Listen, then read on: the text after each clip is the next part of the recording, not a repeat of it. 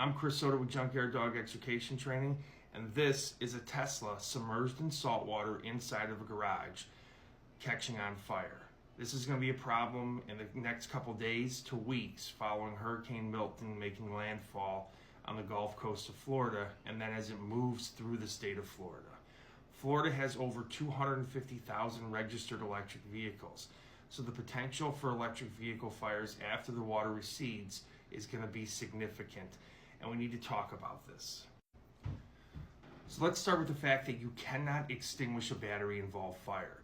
Battery-involved fires have to be cooled. There's a chemical reaction that's occurring inside that cell, or an excited chemical reaction that's occurring in that cell, and we have to cool those cells to slow down that chemical reaction, decreasing the heat production. It's a very, very difficult thing for us to do as first responders because it requires us accessing the battery. And that in itself is difficult because of the locations of these batteries on electric vehicles. When Hurricane Ian struck, there were 5,000 compromised electric vehicles that had been submerged in water. 36 of those resulted in electric vehicle fires. It's important that once the water recedes or the storm surge recedes back into the ocean, that EV owners, electric vehicle owners, do not park these vehicles inside of a garage. They should remain outside, preferably at least 50 feet away from a structure. Ideally, you would remove this vehicle from any flood-prone areas to begin with so that it's not going to be subjected to this water intrusion.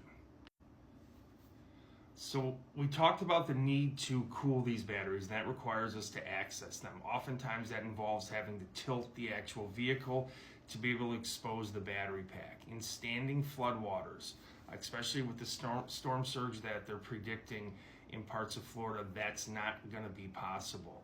So access is going to be very, very difficult. Our first goal as first responders should be removal of that vehicle from the structure. Get it out of the house, get it out of the garage, so that fire spread doesn't move from the vehicle to the structure. So salt water is highly conductive. That can lead to short circuits within the battery system, potentially causing the EV to catch on fire. It's also corrosive, and that salt water can corrode various components of the electric vehicle, including the wiring and battery casing, further increasing the risk of electrical issues. And oftentimes this is going to result in delayed ignition.